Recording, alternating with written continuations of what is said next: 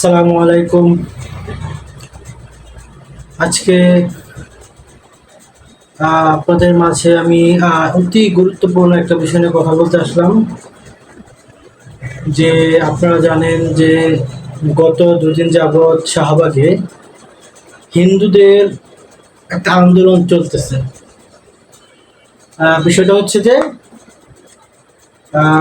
তাদের নাকি দমন পীড়ন চলতেছে, হত্যা করতেছে, লুটতরাজ করতেছে, এরকম অনেকগুলা মানে ইসের বিষয়ে তারা আন্দোলন করতেছে, দাবি নিয়ে যে তাদের কিছু দাবি আছে, সেটার জন্য তারা আন্দোলন করতেছে। তো এই বিষয়টা নিয়ে আসলে কিছু গুরুত্বপূর্ণ কথা বলার জন্য আসলাম যে এই দাবিটার পিছনে কি গল্প থাকতে পারে। আমি আমার কনসেপ্ট থেকে কথাগুলো বলতেছি। ধরুন, বাংলাদেশে এই কোঠা আন্দোলনের পরে হিন্দুদের উপর আক্রমণ হয়েছে, এটা সত্যি। বাট এটাকে এত বেশিভাবে প্রচার করতেছে মিডিয়া, এটা আমি বিশেষ করে ইন্ডিয়ান মিডিয়া এটা কেন করতেছে বুঝতেছি না। তবে এটা সত্য যে বাংলাদেশে আক্রমণ হয়েছে। তো তারা শাহবাগে যে আন্দোলনটা করতেছে, সেটার বিষয়ে কিছু কথা বলতে চাচ্ছি। যে আসলে বাংলাদেশ অলরেডি একটা ক্রাইসিসের মধ্যে চলতেছে, অনেক বড় একটা crisis, political crisis, financial crisis, সব কিছু মিলে বাংলাদেশ একটা খাদের কিনারে পড়ে গেছে। তো এর মধ্যে আবার অলরেডি একটা সরকার পতন হয়েছে, আপনারা জানেন। তো অলরেডি হিন্দুদের একটা আন্দোলন আবার শুরু হয়েছে। তো হিন্দুদের এই আন্দোলনটার পিছনে আমার একটা ভয় কাজ করতেছে। ভয়টা হচ্ছে যে এরকম কখনো হিন্দুরা এত বড়ভাবে আন্দোলন করে নাই, কখনোই করে নাই। তো যদি এরকম ঘটে যে তাদের এই আন্দোলনটা আরো অনেক বড় হয়ে গেল, তো এটা আমার ভোট হচ্ছে যদি বাহিরের কোনো দেশ এই আন্দোলনের পক্ষ নিয়ে বাংলাদেশে কোনো ধরনের কোনো হস্তক্ষেপ করে ফেলে, এটা আমাদের জন্য ভয়াবহ একটা পরিস্থিতি তৈরি করবে। আমার মূল বিষয়টা হচ্ছে যে আমরা জানি যে সাম্প্রদায়িক দাঙ্গা এটা কমন একটা বিষয়।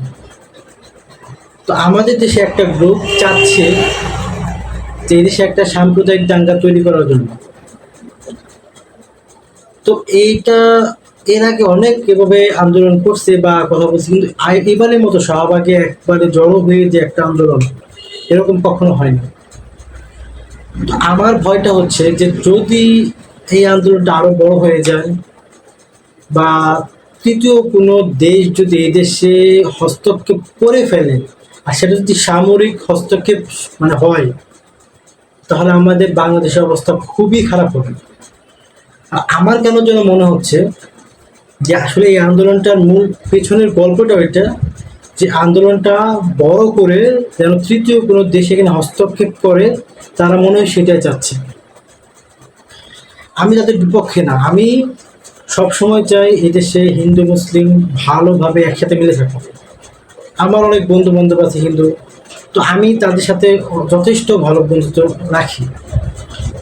তো হয়তো বা কোনো জায়গায় বিচ্ছিন্নভাবে কোনো ঘটনা ঘটছে, এটা ঘটছে 100% শিওর।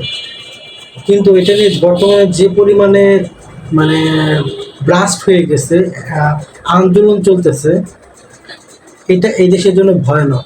আমি আশঙ্কা করতেছি যে এই আন্দোলনটা নাকি এই দেশে একটা গৃহযুদ্ধ তৈরি করে ফেলে, একটা তৃতীয় বিশ্বযুদ্ধ দেশ এই দেশে সামরিক হস্তক্ষেপ করে ফেলে। তো যতটুকু সম্ভব এই ধরনের পরিস্থিতি মীমাংসা করা উচিত। আর এই আন্দোলনটা বর্তমানে যে একটা সংখ্যালঘুদের আন্দোলন চলতেছে, এটা আপনাদের কাছে কি মনে হয় যে এই আন্দোলনের পিছনে তৃতীয় কোনো হাত আছে বা কারো উস্কানি আছে, বা এটার কারণে তৃতীয় কোনো দেশ এদেশে সামরিক হস্তক্ষেপ করতে পারে? এইটা বিষয়ে আপনারা কি ভাবেন? তো এই বিষয়টা দয়া করে সবাই কমেন্টসে জানাবেন। যে আপনারা কীভাবে এই আন্দোলনটার মানে বিষয়টা নিয়ে, যে আন্দোলনটা কেন হচ্ছে বা এটার ফিডব্যাকটা কী হতে পারে বা এর ভবিষ্যৎ কী হতে পারে। আর দ্বিতীয়ত, আমি দ্রুত চাইবো এই ধরনের পরিস্থিতি দ্রুত নিরসন হোক, কারণ সাম্প্রদায়িক দাঙ্গা আমাদের বাংলাদেশের জন্য ভালো হবে না। সবচেয়ে বড় বিষয় হচ্ছে, যদি এরকম কোনো দাঙ্গা লেগে যায়, এদেশে একটা গৃহযুদ্ধ শুরু হবে এবং তৃতীয় কোনো দেশ এদেশে সামরিক হস্তক্ষেপ করবেই করবে। তাদের ইস্যু থাকবে সংখ্যালঘুদের উপর নির্যাতন হচ্ছে। তো এই বিষয়টা আমাদের সবার ভাবা উচিত, দেখা উচিত। আর অবশ্যই যারা দায়িত্বশীল তারা এই বিষয়টাকে দ্রুত সম্ভব মিউচুয়াল করে ফেলবে। আর অবশ্যই আপনারা কমেন্টস করে জানাবেন যে আন্দোলনটার পিছনে কারো হাত আছে কিনা এবং এই আন্দোলনটা ভবিষ্যতে কী হতে পারে। আর তৃতীয় কোনো দেশে সামরিক হস্তক্ষেপের সম্ভাবনা আছে কিনা এই সংখ্যালঘু ইস্যুটাকে কেন্দ্র করে।